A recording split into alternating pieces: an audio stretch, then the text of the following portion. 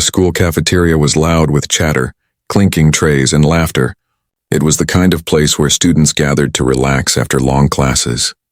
Groups of friends sat together, sharing food, trading jokes, and scrolling through their phones, but in one corner of the room, away from the noisy crowd, sat a girl in a wheelchair. She was quiet, eating slowly. Her tray was neatly arranged. She never tried to take up space, always careful not to bother anyone. Her eyes stayed low, avoiding the loud groups nearby. Life in school hadn't been easy for her. Her wheelchair made her stand out, and standing out in high school was often dangerous. That day, a group of bullies spotted her. They were known for their cruel pranks, always looking for someone weaker to target. They walked into the cafeteria laughing loudly, and one of them pointed at the girl in the corner. The others grinned, already sensing trouble. They approached her slowly, circling around her like wolves around prey. The cafeteria grew quieter as people noticed. But no one said a word. Students kept their eyes on their food, pretending not to see. Deep down, many of them didn't want to get involved. They feared becoming the next target. One of the bullies leaned over her tray, smirking. "What are you eating?" "Looks boring." Another reached out and poked the back of her chair. Making her jump, she gripped her fork tighter. Her hands trembling, her lips pressed together, trying to hide her fear. The leader of the group held up his juice box, shaking it slowly in front of her face. His grin widened, and before she could react, he squeezed it hard. The bright red juice splashed over her head, soaking her hair, her clothes, and her tray of food. The cafeteria gasped. Some students covered their mouths. Others laughed nervously. The bullies roared with laughter, pointing at her as the juice dripped down her cheeks. Her shirt clung to her body, sticky and wet. Her lunch was ruined, her tray now a mess of spilled food and red liquid. The girl froze, her hands shook violently. She wanted to scream, but no sound came out. Tears filled her eyes, but she refused to let them fall. She looked down at her lap, hoping the floor would swallow her. Her heart pounded in her chest so loudly she could barely hear anything else. The bullies didn't stop. "Aw, did we ruin your meal?" One sneered. Another bent down, tapping the side of her wheelchair. "Can't even run away, can you?" Their voices were cruel, sharp, echoing across the cafeteria. No teacher was in sight. The staff were busy elsewhere. The students around them kept their heads down. Some wanted to help, but fear locked them in silence. They told themselves it wasn't their fight. But guilt crept across their faces as they watched a helpless girl being humiliated. The girl sat there, juice dripping from her hair, her tray ruined, her body trembling, her cheeks burned with shame. She wasn't just wet with juice, she was drowning in humiliation. Every second felt like an hour. Every laugh stabbed her deeper. She felt invisible and exposed all at once, and then the laughter of the bullies filled the air again. They high-fived each other, proud of what they had done. To them it was entertainment, a joke. They walked away slowly, still chuckling, leaving her behind like a broken toy they had grown bored of. The cafeteria returned to its noisy hum, but the atmosphere was heavy. Some students whispered to each other about what had happened. A few shook their heads in disgust. But most chose silence. Silence felt safer. Silence meant they wouldn't become targets. The girl finally lifted her hand to wipe her face. Her fingers came away sticky with juice. Her shoulders shook as tears finally fell. She had been embarrassed before, teased for her wheelchair, ignored by classmates. But this was different. This was cruelty in its purest form. And it had been done in front of everyone. She wanted to disappear, to vanish from the world. Her wheelchair, the thing that carried her everywhere, now felt like a prison she couldn't escape, she thought to herself. Why me? Why can't they just leave me alone? In that moment, she felt utterly alone. She didn't notice the eyes watching her from across the cafeteria. A black teenager sat at another table, his fists clenched, his jaw tight. He had seen everything, the cruelty, the laughter, the silence. He didn't move right away. But something inside him burned. The bullies thought they had won, that their laughter would echo forever. But what they didn't know was that their cruelty had been witnessed by someone who wasn't going to stay silent. And within 20 minutes, their laughter would be silenced, their arrogance broken, and their cruelty turned back on them. The juice dripped slowly from the girl's hair, running down her cheeks and soaking into her shirt. Her tray was a ruined mess, her meal gone, and her wheelchair sticky with bright red stains. The cafeteria was frozen for a moment. the sound of laughter echoing across the large hall like cruel thunder. The bullies stood together, clutching their sides, laughing so hard that tears formed in their eyes. They slapped each other on the back as if they had just told the funniest joke in the world. To them it was entertainment, nothing more. They didn't see a human being sitting in pain. They saw only a victim to boost their own pride. One of the boys pointed at the girl, sneering, "Look at her. She looks like a spilled drink herself." The others roared again. The leader bent low, mocking her with fake sympathy. "Oops, did we ruin your pretty outfit?" "Don't worry, it wasn't pretty anyway." His voice dripped with arrogance. The girl stayed silent, her hands shook in her lap. Her lips pressed together tightly. She wanted to scream, to fight back, but she couldn't. Her voice was trapped in her throat. She knew if she said anything, they would only laugh harder.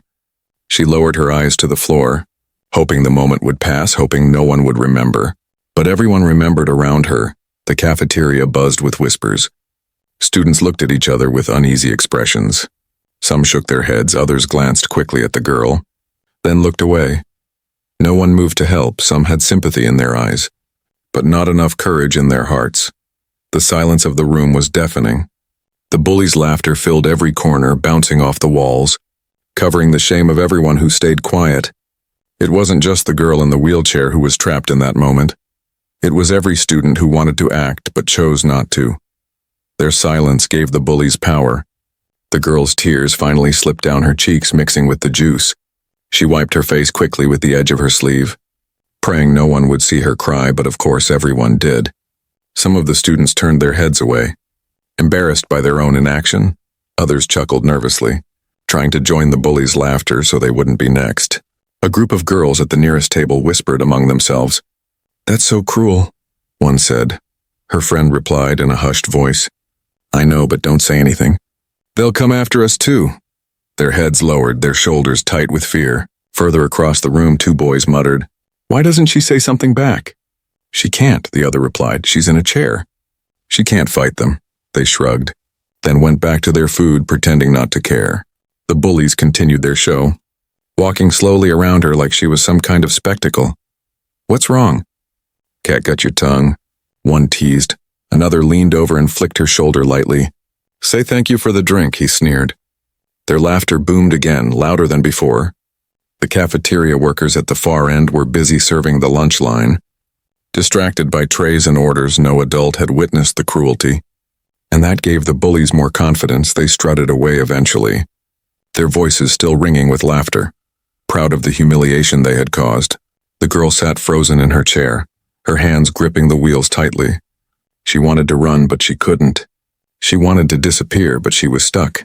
All she could do was wait for the storm of laughter to pass. Her chest rose and fell heavily, each breath a painful reminder of her helplessness. The silence of the room was worse than the laughter, because silence meant no one would help. Silence meant everyone had accepted what had just happened. The students returned to their meals slowly, whispering, sneaking glances at her. But no one stood, no one offered a tissue. No one defended her dignity. Across the room, one pair of eyes didn't look away. A black teenager sat with his own tray untouched. His fists clenched, his jaw tight, his heart burned as he watched. He had seen the cruelty. He had seen the silence. He wanted to stand up right then, to shout at the bullies, to protect the girl. But he held back. His mind raced. He knew that charging in with pure anger might not change anything. The bullies would laugh at him too, maybe even start a fight, and in the chaos, the girl's humiliation would be forgotten. He wanted them to feel what they had done, to regret it, to understand the weight of their cruelty. He waited, silent but watching, his eyes sharp, his anger simmering like fire under the surface. The bullies walked out of the cafeteria still laughing, their pride swelling. The girl sat in her wheelchair, broken and humiliated. The students around her stayed quiet, trapped between guilt and fear. And in that silence, the black teen made a decision. He would not let the moment pass. He would not stay silent like the rest. He would act calmly, cleverly, and in a way that the bullies would never forget. 20 minutes later, they would learn what true regret felt like. The cafeteria slowly returned to its noisy rhythm after the bullies walked out. But for the black teen sitting at the far table, nothing felt the same.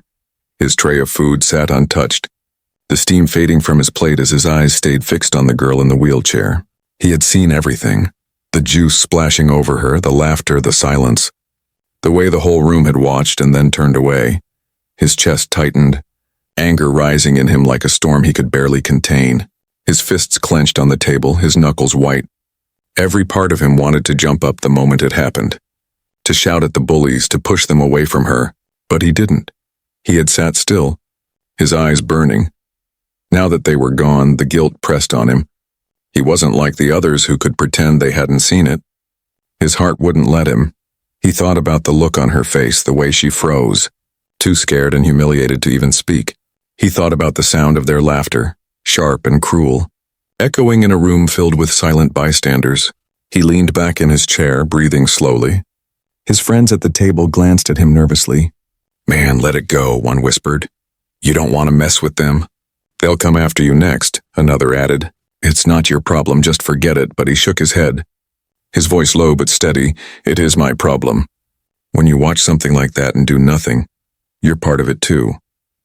His friends fell silent, uncomfortable with the truth in his words. He stood up slowly, pushing his chair back. His body was tense, his jaw locked. He didn't storm out right away. He forced himself to think. His anger was hot, but his mind was sharp. He knew that rushing in with fists or shouting would only give the bullies another scene to laugh at.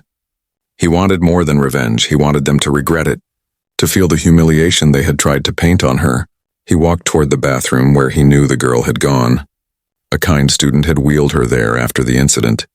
He hesitated outside the door, hearing the faint sound of her crying echoing inside. His heart ached.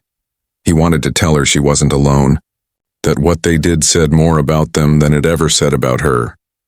But he didn't go in. He decided his words wouldn't mean much right now. What she needed was action, not sympathy. He stepped back into the hallway, his mind racing. He thought about the bullies, the way they strutted, the way they laughed, the way the crowd's silence gave them power. They thrived on fear. They needed everyone else to stay quiet so their cruelty could look like strength. If he could break that illusion, if he could make them feel weak in front of everyone, their power would crumble. He leaned against the wall, planning carefully.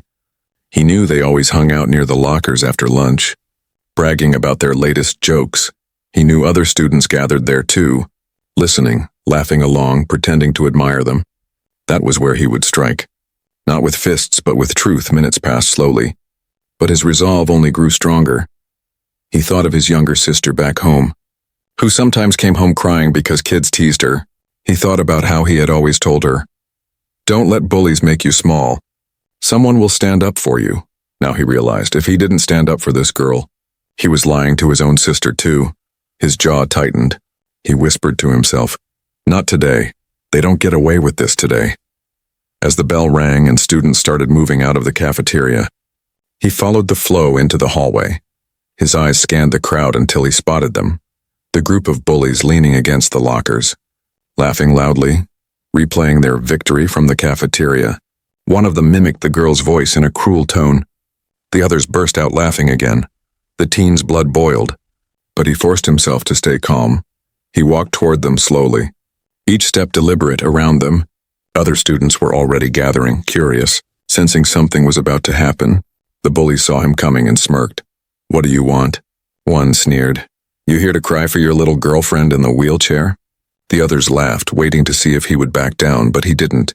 He stopped right in front of them, his eyes steady, his voice calm but filled with fire.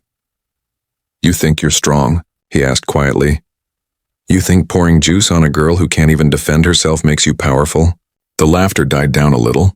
Some students nearby leaned closer, watching intently. The bullies shifted uncomfortably. Not used to being confronted so directly, the teen stepped closer, his voice louder now so everyone could hear. "What you did wasn't strength, it was weakness, it was cowardice. Anyone can laugh at someone who can't fight back. That doesn't make you brave, that makes you pathetic." The crowd stirred, murmurs spreading quickly. Some nodded, agreeing, others smirked, enjoying the shift in power. The bullies' grins faltered, their pride cracking under the weight of his words. The teen wasn't done. His voice cut through the hallway like a blade. "If you want to prove you're tough, try picking on someone who can stand. Someone who can look you in the eye, but no, you won't. Because deep down you know the truth, you're only big when the person you hurt is small." The crowd erupted in whispers, Some even laughed, not at the girl this time, but at the bullies. The hallway atmosphere shifted. The bullies, once the center of admiration, now looked cornered, their arrogance shrinking. The black teen stood tall, his eyes locked on them. You tried to humiliate her, but all you did was humiliate yourselves. And now everyone knows it. Silence fell for a moment, heavy and undeniable. The bullies shifted nervously, their faces red. The students around them no longer looked impressed. They looked disgusted, disappointed, some even mocking, and in that silence, the bullies finally felt something they had never felt before. Shame. The bathroom was quiet, far away from the noise of the cafeteria, but inside, the girl in the wheelchair sat trembling. Her hands rested on her lap, still sticky from the juice that had been poured over her. Her hair clung to her forehead, damp and heavy. Her clothes were soaked, the coldness seeping into her skin. She stared at her reflection in the mirror. Her cheeks were red, streaked with tears she had tried so hard to hold back. Her eyes were swollen, and the image staring back at her looked smaller, weaker and more broken than she had ever felt before. She tried to wipe herself with a handful of paper towels, but the juice had already stained her shirt. The sticky smell filled the air, mocking her, reminding her of what had just happened. The sound of laughter still echoed in her ears, sharp and cruel, as if it were happening over and over again inside her mind. A kind classmate had brought her here after the incident, whispering softly, "I'm sorry, I didn't know what to do," and then left quickly. Afraid of being seen with her for too long, the girl didn't blame her. She knew people were scared, but deep down she wished, just once, that someone would have stood up for her. She pressed her palms to her face and sobbed. Her shoulders shook, her chest heaved. She had been bullied before, teased for her wheelchair, whispered about in hallways, but never like this, never so openly, never with so many eyes watching and choosing silence.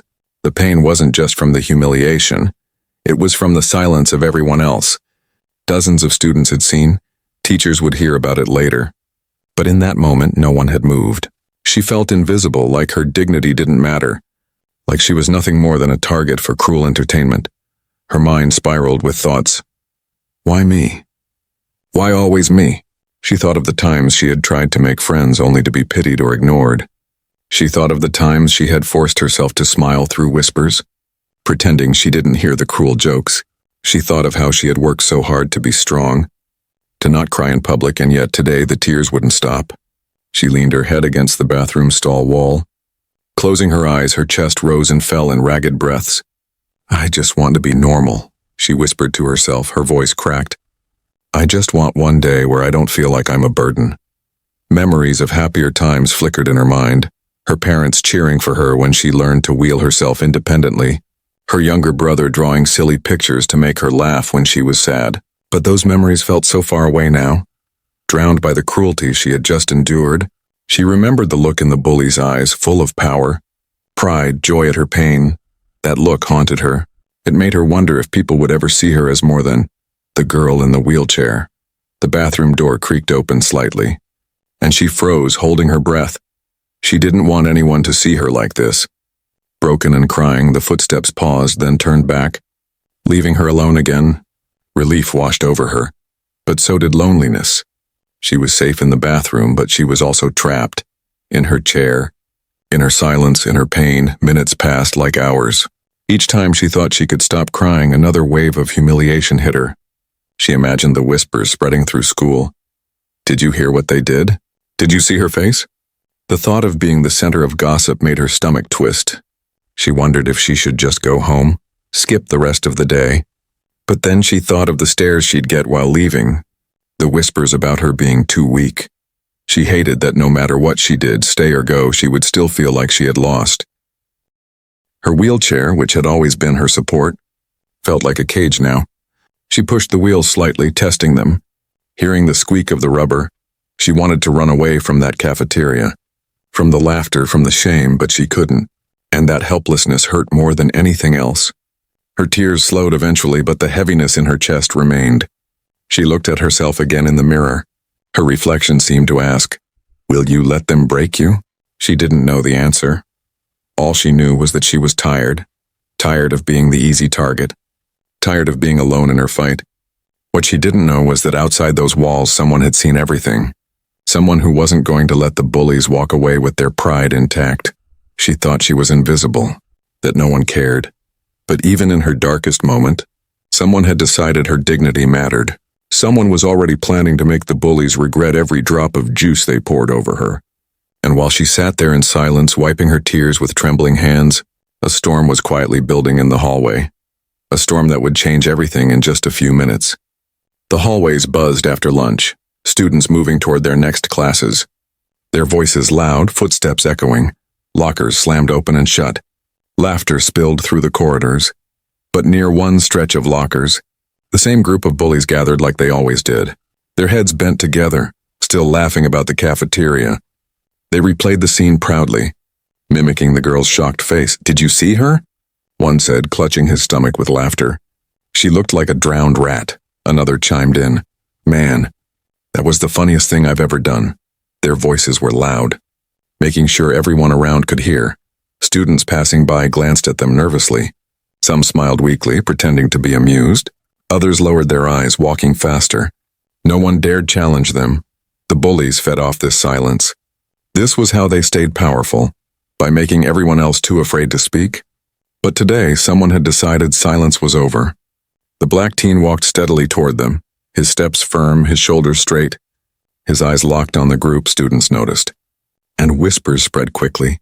"He's going up to them. What's he doing?" They slowed down, circling around, curious. Sensing something different in the air, the bullies spotted him and smirked. "Well, well," their leader said, leaning casually against a locker.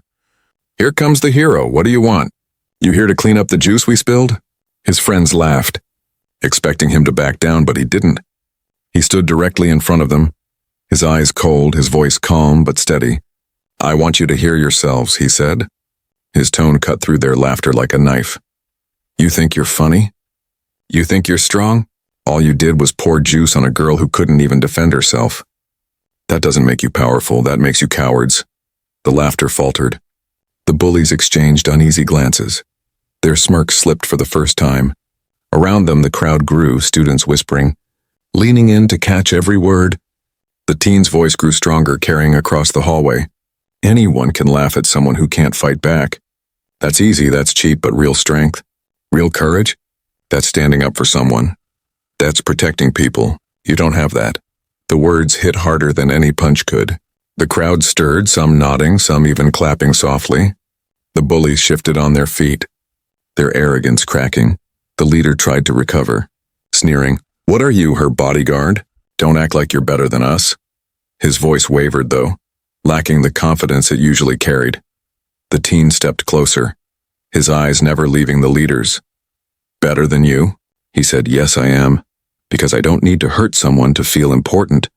I don't need to humiliate someone to make myself laugh." "You do, that's the difference." The hallway fell silent. Every eye was on them now. The bullies were cornered, not by fists, but by truth. The teen didn't stop there. He turned slightly, addressing the whole crowd. "You all saw what happened in the cafeteria. You all stayed silent, but silence makes bullies stronger. They laugh because they think no one will stand against them. But look around," he gestured to the gathering students. "There are more of us than them if we speak, if we stand." Their power disappears. The words electrified the crowd. Students who had been quiet now nodded, murmuring agreement. Some even stepped closer. Forming a loose wall around the bullies, the balance of power shifted in seconds. The leader's smirk was gone, his face flushed red. His friends avoided eye contact, shuffling nervously. They were no longer feared, they were being judged, exposed. The teen looked back at them, his voice calm but sharp.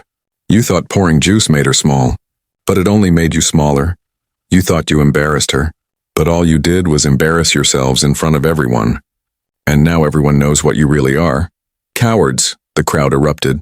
Not in cruel laughter, but in cheers, claps, and shouts of agreement for the first time. The bullies weren't laughing. They were shrinking, powerless. The leader tried to speak, but his voice was drowned out by the noise of students turning against him. "Cowards," someone shouted. Others repeated it. The hallway filled with a chant that echoed off the walls, each word cutting the bullies deeper. The teen didn't raise his fists once, he didn't need to. His words had flipped the entire scene. The crowd that once stayed silent now stood united. And in that moment, the bullies felt something they had never felt before. Humiliation, The girl in the wheelchair wasn't there to see it yet, but the balance had shifted. The black teen had planted a seed of justice in the heart of the school, and the bullies who had poured juice so proudly now stood drenched in shame, and this was only the beginning, because soon they would be forced to face her too. The hallway buzzed with noise, but it wasn't the usual chatter between classes. It was heavier, sharper, filled with the voices of students no longer laughing at the bullies but whispering against them. The chant of cowards, cowards, still lingered like an echo, cutting through the pride that once kept the group standing tall. The black teen stood firm, his eyes steady.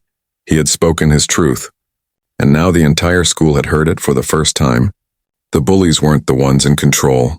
Their laughter had dried up, their swagger replaced by shifting feet and nervous glances. The leader tried to regain his ground, forcing a smirk back onto his face. "You think words make you tough?" He sneered, but his voice cracked at the edges. He could feel the weight of the crowd pressing in, dozens of eyes staring at him, not with admiration, but with judgment. The teen stepped closer, his voice calm but cutting. "No," he said. "Tough isn't pouring juice on someone who can't fight back. Tough is standing up when everyone else stays silent. Tough is doing what's right even if you're standing alone. That's something you'll never understand." The crowd stirred, murmurs spreading quickly. Some clapped, others shouted, "Yeah," in agreement. The bullies' faces flushed red, their smirk slipping away completely. The friends of the leader tried to laugh again, but their laughter fell flat, hollow. It didn't echo through the hallway the way it had in the cafeteria. It was weak and everyone could hear it. One student from the crowd stepped forward. "He's right," she said loudly, her voice trembling but strong enough to be heard. "We all saw what you did. It wasn't funny." "It was disgusting," another added. "Yeah, you picked on her because she's in a wheelchair. You think that makes you cool? It makes you pathetic." The bullies looked around, stunned. They were used to silence, to scared faces, to people looking away.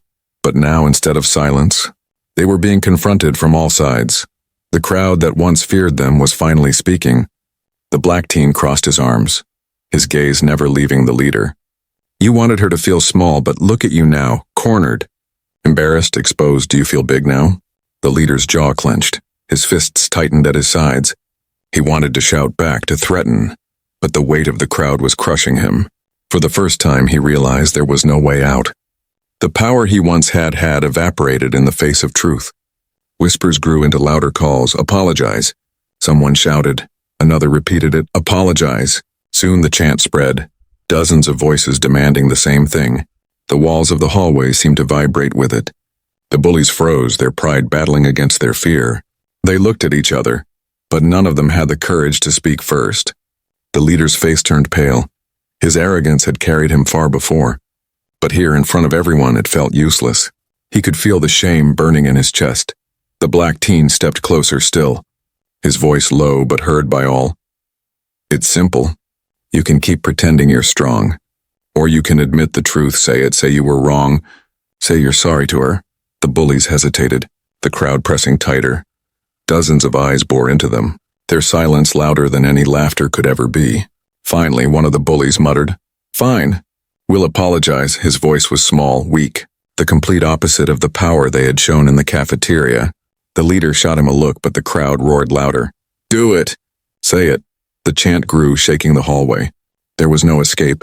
The leader swallowed hard, his pride breaking under the weight of so many voices. His face red, his voice shaking, he muttered, "We're sorry." "No." A voice from the crowd shouted, "Say it to her." The hallway erupted with agreement. "Say it to her. Say it to her." The chant grew, echoing down the walls. The bullies looked like cornered animals, trapped in their own cage of cruelty. The black teen nodded slowly, his eyes piercing. "That's right, you don't get to hide here. You humiliated her in front of everyone. Now you're going to face her in front of everyone too." The leader lowered his eyes, his pride crumbling. He had never felt so small, so powerless. The truth had hit him harder than he could have imagined, and the crowd wasn't going to let him escape without owning it. For the first time, the bullies were not feared. They were pitied, judged, and despised. The balance of power had shifted completely, and soon, they would have to face the very girl they thought they had broken. The chant echoed down the hallway, loud and relentless. "Say it to her. Say it to her." The walls themselves seemed to vibrate with the voices of dozens of students. For once, the noise wasn't laughter or gossip. It was a demand for justice. The bullies stood trapped, their faces red, their pride shattered. The leader looked around desperately, but there was no escape. Every direction was blocked by students staring at them with eyes full of judgment. The arrogance they once wore like armor was gone, replaced by trembling hands and shuffling feet.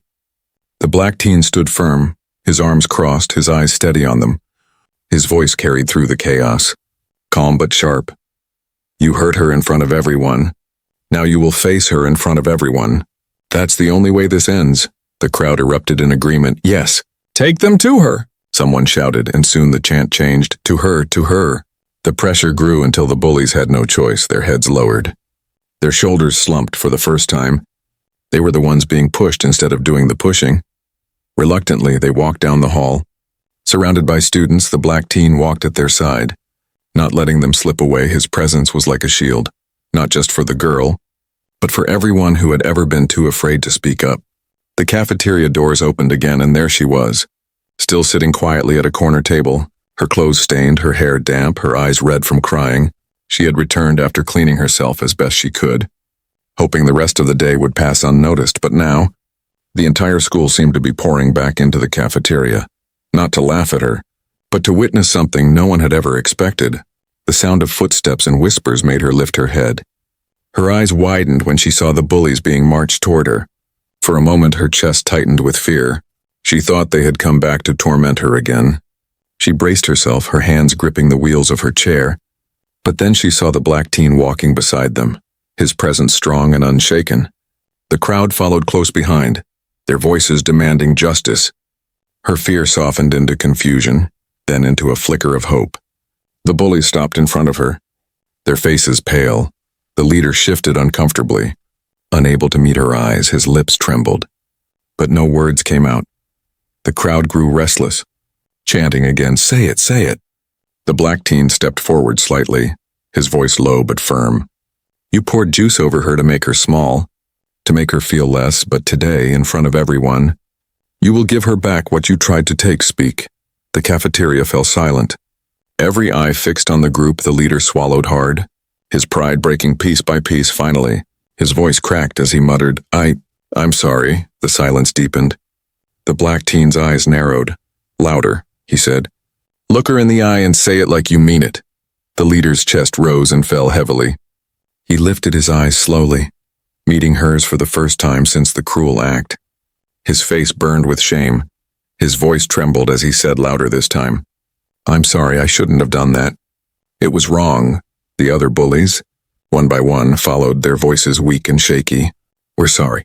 We didn't mean—" Their words trailed off under the weight of their own humiliation, but the girl heard them, each apology like a crack in the wall of cruelty they had built. Her eyes welled with tears again, but this time they weren't just tears of pain.